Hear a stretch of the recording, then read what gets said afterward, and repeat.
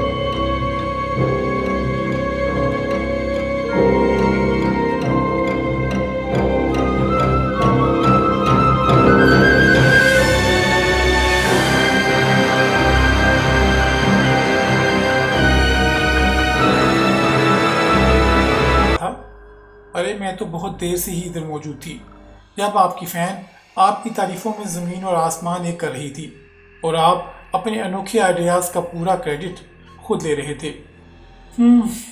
لکھنا میری رگوں میں ہے جھوٹے، وہ بڑی تلخی سے چبا چبا کر بول رہی تھی۔ تو اور کیا کہتا؟ کیا سچ سچ بتا دیتا کہ یہ انوکھے واقعات یا آئیڈیاز میرے نہیں ہوتے، یہ کوئی اور مجھے لکھواتا ہے، یعنی کہ ایک بدرو؟ وہ جواب دینے کے بجائے مجھے گھورتی رہی۔ کم وقت گزرنے کے ساتھ مزید بد شکل ہوتی جا رہی تھی۔ تمہاری اس ساری کامیابی کے پیچھے میں ہوں، تم خود جانتے ہو نا، وہ پھنکار کر بولی۔ اف، مجھ سے تو اس کی طرف دیکھا بھی نہیں جاتا تھا۔ اس نے میری کراہت محسوس کر لی۔ وہ چند لمحے مجھے گھورتی رہی اور پھر اچانک غائب ہو گئی۔ سر آپ پورا اسرار کہانیاں لکھتے ہیں، کبھی رومانس نہیں لکھا؟ اس لڑکی کی آواز میرے کانوں میں گونجی۔ رومانس، پیار، محبت، عاشقی، مائی فٹ، فرصت کے مشغلے، بھرے پیٹ کی باتیں ہیں سب، چند دنوں کا کھیل پھر سب ختم۔ کیا ہوتا ہے عشق؟ ہم جسے چھو نہ سکیں اس کو خدا کہتے ہیں، صرف یہ بات ہوتی ہے۔ کتنے شدید عشق شادی کے چند سالوں بعد باقاعدہ نفرت میں بدلتے دیکھے ہیں۔ کیا ہوتی ہے محبت؟ وقتی جذبہ۔ سب سے بڑی حقیقت صرف 2 وقت کی روٹی ہے، سخت بھوک، کڑی دھوپ، خالی جیب۔ ان شعاؤں کے سامنے ہر چہرہ موم کی طرح پگھلا ہوا لگنے لگتا ہے۔ پیار دیوانہ صرف بھری ہوئی جیب، پرسکون گھر اور آرام دہ بستر والوں کا ہوتا ہے۔ اینٹیں ڈھونے، پتھر کوٹنے اور بوریاں اٹھانے والے تو اس لفظ سے بھی ناشنا ہوتے ہیں۔ کیوں؟ دل تو ہر انسانی جسم میں ہوتا ہے نا۔ میرے ابو میرے بچپن میں گھر چھوڑ کر چلے گئے تھے۔ کچھ دھندلی میٹھی میٹھی سی یادیں میرے ذہن میں موجود ہیں۔ امی اور ابو میں کبھی نہیں بنی تھی، اور ان دنوں ان کی تقریباً ہر روز لڑائی ہوا کرتی تھی۔ یہ نرمل ہمارے گھر کیوں آتا ہے؟ آخر اس سے تمہارا کیا تعلق ہے؟ ابو کا سب سے بڑا اعتراض یہ تھا۔ وہ میرا چاچا بنا ہوا ہے، امی نے انتہائی کمزور جواز دیا تھا۔ چاچا؟ ایسی کیا آفت؟ میں خوب سمجھتا ہوں، اچھی طرح جانتا ہوں کہ تم ایک دوسرے مذہب کے غیر انسان کو اپنا چاچا بنا لیا ہے۔ ابو چڑ گئے کہ تم کن چکروں میں پڑی ہوئی ہو، گناہ ہے یہ سب، بلکہ گناہ کبیرہ ہے۔ جادو سیکھنا، کرنا اور کروانا انسان کو اسلام سے خارج کر دیتا ہے۔ ابو ان کو روز سمجھاتے تھے، اگر گھر میں 4 پیسے آ رہے ہیں تو تم کو کیا اعتراض ہے؟ امی بحث کرنے لگتی تھی۔ ابو ان کو سمجھا کر شاید اتنا زیادہ تھک گئے تھے کہ اپنا دامن اور عاقبت بچا کر امی کو چھوڑ کر چلے گئے۔ ہاں، انہوں نے بہت کوشش کی کہ مجھے اپنے ساتھ لے جائیں، مگر امی ڈٹ کر کھڑی ہو گئیں۔ ناصر ابھی بہت چھوٹا ہے، دنیا کا کوئی قانون اس کو مجھ سے نہیں چھین سکتا۔ مذہب کی نہ صحیح، امی کو دنیاوی معاملات کی پوری آگاہی تھی۔ ابو نے وارننگ دی تھی کہ وہ مجھے قانونی طور پر حاصل کر کے رہیں گے، مگر ان کی زندگی نے وفا نہیں کی اور ایک حادثے میں ان کی وفات ہو گئی۔ نرمل چاچا پھر کھلے عام ہمارے گھر میں دندنانے لگا اور امی ان سے کالے علم سیکھنے لگیں۔ نہ جانے کہاں کہاں سے کمزور عقیدے رکھنے والی عورتیں سر شام ہمارے گھر کے برآمدے میں جمع ہو جاتی، جس کو امی نے اپنا آستانہ بنا لیا تھا۔ ان عورتوں کے بے شمار گمبھیر مسائل، جیسا کہ ساس کی موت کروانی، بھابھی کو بھیانک بیماری میں مبتلا کروانا، نند کی منگنی توڑوانے اور دیورانی یا پڑوسن کی طلاق کروانے سے متعلق ہوا کرتے تھے۔ امی کے عمل سے شاید پورے بھی ہو جایا کرتے تھے۔ جب یہ عورتوں کی تعداد میں دن دگنی اور رات چگنی ترقی ہونے لگی اور ہمارا گھر چلنے لگا بلکہ دوڑنے لگا، امی رات کو دیر تک اپنے عملیات میں مصروف رہتی تھی۔ ظاہر ہے صبح دیر سے اٹھتی تھی، پھر شام سے عورتوں کا تانتا بن جاتا تھا۔ ایسے میں ان کے پاس گھر کے کام کاج کرنے یا مجھ پر دھیان دینے کا بالکل بھی وقت نہیں تھا۔ میں ان دنوں بڑا ہو رہا تھا، میرے اتوار ہمیشہ سے ہی نرالے تھے۔ نہ جانے کیوں مجھ میں ایک عجیب سی بے رحمی تھی۔ بچپن سے ہی مجھے لوگوں کو، جانوروں کو ستا کر، اذیت دے کر عجیب سا لطف آتا تھا۔ میں غلیل سے معصوم پرندوں کو نشانہ بناتا اور جب وہ تڑپ کر زمین پر گرتے تو بس میں تو سرشار ہو جاتا۔ میں اسکول تو جاتا تھا، مگر مجال ہے جو پڑھائی لکھائی میں مجھے ذرا بھر بھی دلچسپی ہو۔ اسکول سے واپس آتے ہی گھر سے نکل جاتا اور ساری دوپہر جانے کہاں کہاں آوارہ گردی کرتا۔ لمبی لمبی گرم دوپہریں مجھے بہت پسند تھیں۔ ویران راستے، درختوں کے دور تک خالی جھنڈ مجھے اپنی طرف باقاعدہ کھینچا کرتے تھے۔ نہ جانے میری روح کیا مانگتی تھی، مجھے کس چیز کی طلب تھی۔ ऐसे ही एक दिन वो हमेशा के लिए अटक गई। कौन? शुआ, मेरी खाला की अकलौती बेटी। फिल्मों की तरह उसके वालिदैन एक हादसे में चल बसे और वो मेरे सर पर आकर सवार हो गई। शुआ ने आकर पूरे घर की जिम्मेदारी संभाल ली और घर का काम करते करते जाने कब मुझसे मोहब्बत भी करने लगी। मेरे कपड़े धोना, इस्त्री करना, नाश्ते खाने का ध्यान करना, सब उसने ये बखुशी करना शुरू कर दिया था। मगर वो मुझे पहले दिन से ही जहर लगती थी। मैं उससे जान छुड़ाता था। ऐसे ही चंद बरस और बीत गए और फिर एक दिन अम्मी अचानक दुनिया से रुखसत हो गईं। वो आधी रात को छत पर अपने अमल करने में मसरूफ़ थी।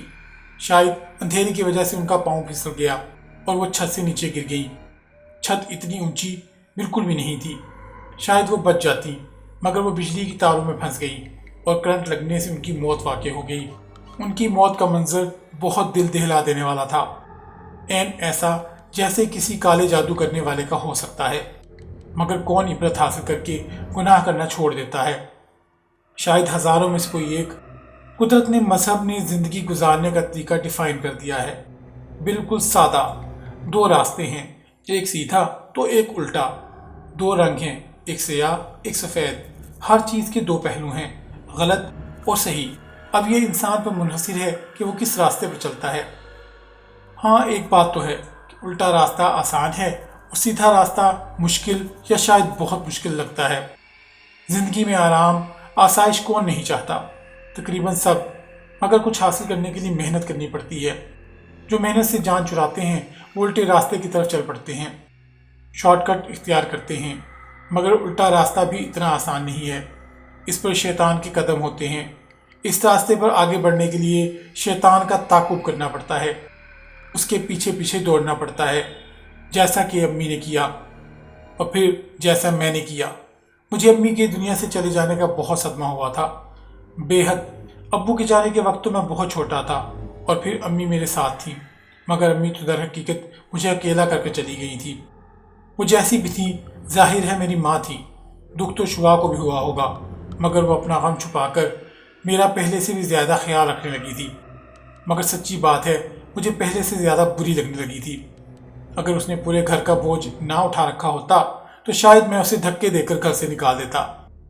अभी अम्मी के इंतकाल को चंद हफ्ते ही गुजरे थे कि एक शाम को निर्मल चाचा मुझसे मिलने चला आया। वो बड़ा ही मकरूह सूरत, उधेड़ उम्र का इंसान था, बहुत गंदा और गलीज। उफ चाचा, नहाते नहीं हो? मैंने नागवारी से पूछा। उसके कमरे में दाखिल होने से पहले ही तेज़ बू का झोंका अंदर महसूस हुआ था। अरे मैं तो तेरी माँ का अफसोस करने आया था। वाह शहजादे, तू तो बड़ा ही नकचड़ा है, चाचा ने बुरा मान कर कहा। कर लिया अफसोस, अब जाओ यहाँ से। वो मुझसे बिल्कुल बर्दाश्त नहीं हो रहा था। अरे अरे, वो मुझसे इतनी बदतमीज़ी शायद तवक्को नहीं कर रहा था। मैं तो तुझे एक अमानत देना चाहता था। अच्छा, मुझे पहली मर्तबा दिलचस्पी महसूस हुई। क्या है? शायद अम्मी ने कुछ रकम या जेवर उसके पास रखवाया हो। मैंने सोचा, ये बता, अपनी अम्मी की गद्दी संभालेगा? क्या संभालेगा? मैं हैरान हुआ। बेटा जी, इतना नन्हा तो अब तू है नहीं। तुझे कुछ तो मालूम होगा ना कि तेरी माँ क्या काम करती थी। तू कुछ करता कराता तो है नहीं, रोटी कहाँ से खाएगा? ये भयानक सवाल तो मेरे जहन में भी कई मरतबा सर उठा चुका था, मगर मुझे तो कोई अमल नहीं आता। मैं कैसे? ऐसे न बोल, मैं किस लिए हूँ? मैं सिखाऊंगा तुझे। मैं 20 साल का था जब मैंने निर्मल से काले इल्म सीखना शुरू किए थे। कितनी उम्र होगी मेरे शेर की? निर्मल ने मुझ पर आंखें जमाकर पूछा था। अगले महीने में पूरे 20 साल का हो जाऊंगा। ठीक है, निर्मल की आंखें चमकने लगी। 20 साल ही की उम्र चाहिए मुझे। एक बिल्कुल जवान खून ही इन कठिनाइयों को झेल सकता है। क्या मतलब? मैं कुछ समझ नहीं पा रहा था, मगर मतलब मुझको जल्द ही समझ आ गया। निर्मल मुझे जादू सिखाने लगा था, बाकायदा जादू, काला बल्कि काला स्याह जादू। तेरी माँ तो औरत थी, कमज़ोर, और फिर उसकी उम्र ज़्यादा हो गई थी। उसने तो बड़ी मुश्किल से सिर्फ चंद मंत्र ही सीखे थे, इसलिए सिर्फ किनारे पे भीगती रही। तुझे तो बेटा इसके दरिया के पार उतरना है। निर्मल को मुझसे बड़ी उम्मीदें थीं। दर हकीकत मुझे दांतों पसीना आ गया था। क्या क्या नहीं करना पड़ता था। सुनसान जंगलों में, अंधेरी रातों में, तूफ़ानी बारिशों में, खुले आसमान तले कितने चिल्ले काटे थे मैंने। गंदगी, निजासत और न जाने क्या क्या और किस किस तरह से इस्तेमाल किया था। سیاہ لباس پہن کر بھڑکتی آگ کے آگے منتر پڑھ پڑھ کر شیطانوں کو آوازیں لگائی تھی۔ اف، اگر میرے اندر شیطانی جراثیم بچپن سے پرورش نہ پا رہے ہوتے تو شاید میں چند دنوں میں ہی بھاگ نکلتا، مگر میں تو خود انہی راستوں کا مسافر تھا۔ مجھے صرف تھوڑا بہت خوف محسوس ہوا تھا، پھر میری روح شانت ہونے لگی تھی۔ دنیا میں موجود بے شمار بھٹکتی بدروحوں نے مجھ میں موجود خراب روح کو پہچان لیا، اور اب میں آگے بڑھنے لگا۔ نرمل ایک بڑا اچھا استاد تھا۔ اس کے پاس بے شمار ایسی کتابیں موجود تھیں جن میں کالی شکتیاں حاصل کرنے کے لیے بے شمار طریقے سکھائے گئے تھے۔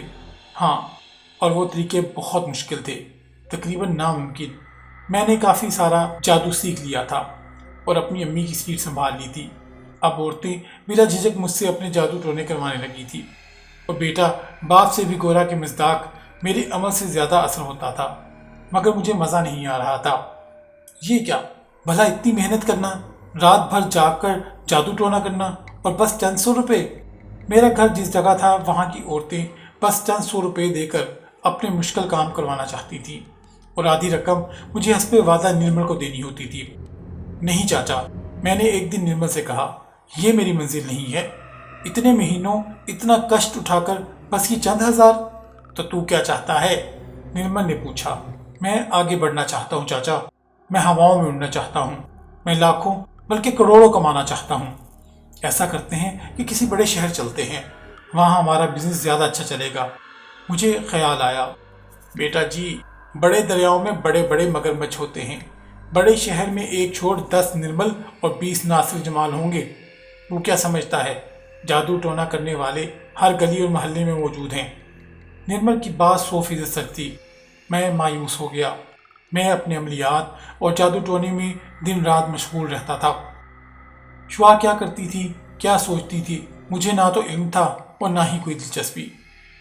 کس جادو سے میرے کپڑے دھل کر استری ہو جاتے تھے، کھانا، ناشتہ، 3 وقت کی چائے عین ٹائم پر میرے سامنے حاضر ہو جاتی، اور مجھے پتہ بھی نہیں چلتا تھا۔ جادوگر ہونے کے باوجود ظاہر ہے یہ گھر میں موجود واحد عورت کا کام تھا، مگر اس واحد عورت کی اس گھر میں موجودگی محلے والوں کو کھٹکنے لگی تھی۔ ہم دونوں صرف کزن تھے اور ہمارے علاوہ گھر میں کوئی تیسرا فرد موجود نہیں تھا۔ اس نکتے پر لوگ اعتراض اٹھانے لگے تھے۔ مجھے تو خیر ہرگز مسئلہ نہیں تھا، لوگ جو بکواس کرتے تھے کریں، مگر شعا ایک دن گھبرا کر میرے سامنے آ کر کھڑی ہو گئی۔ اف، میں نے سخت کوفت محسوس کی۔ کیا بات ہے، ایک ہی گھر میں رہتے ہوئے بھی ہم بہت کم بات کرتے تھے، صرف ضرورت کی حد تک۔ وہ ایک بہت ضروری بات ہے۔ وہ کچھ گھبرائی اور شرمائی لگ رہی تھی۔ آج محلے کی کچھ عورتیں میرے پاس آئی تھیں، تو پھر وہ کہہ رہی تھی کہ ہم دونوں کا اس طرح ایک گھر میں ٹھیک نہیں ہے۔ تو تم نے ان کو بتایا نہیں کہ تمہارے والد صاحب کوئی جائیداد تمہارے نام کر کے نہیں گئے؟ جب ہمارے پاس ایک ہی گھر ہے تو اسی میں رہیں گے نا۔ فضول کے اعتراضات۔ میں سخت چڑ گیا تھا۔ ان کا کہنا تھا کہ اگر میری اور آپ کی شادی، اس کو مجبوراً پوری بات بتانا پڑی۔ کیا؟ میرے دماغ کا فیوز اڑ گیا۔ شادی، اور وہ بھی تم سے؟ میں سوچ کر رہ گیا۔ دیکھو، نہ تو میرا ابھی شادی کا ارادہ ہے اور نہ ہی عمر۔ میں نے بڑی مشکل سے خود پر کنٹرول کیا تھا، لیکن میں جلد از جلد کوشش کروں گا کہ تمہاری کہیں شادی کروا دوں۔ اب کوئی اعتراض کرے تو اس کو بتا دینا۔ شعا کے منہ پہ سایہ سا لہرا گیا۔ وہ اداس نظروں سے مجھے تھوڑی دیر دیکھتی رہی، پھر باہر چلی گئی۔ ڈیئر ویورز، آپ کو آج کا قصہ کیسا لگا؟ مجھے کمنٹس میں ضرور بتائیے گا۔ اس کہانی کا پہلا حصہ یہاں اختتام پذیر ہوا۔ مجھے کمنٹس میں ضرور بتائیے گا کہ آپ کو یہ کہانی کیسی لگی۔ اگر آپ کو یہ قصہ پسند آیا ہو اسے لائک کریں اور شیئر کریں، اور اگر آپ اس چینل پر نئے ہیں تو اسے سبسکرائب بھی کر لیں، تاکہ ہمارے چینل پر آنے والے ہر نئے قصے کی نوٹیفیکیشن آپ کو بر وقت موصول ہو سکے۔ اگلا قصہ آنے تک کے لیے اپنا اور اپنے پیاروں کا بہت سا خیال رکھیں۔ اللہ نگہبان، اللہ نگہبان۔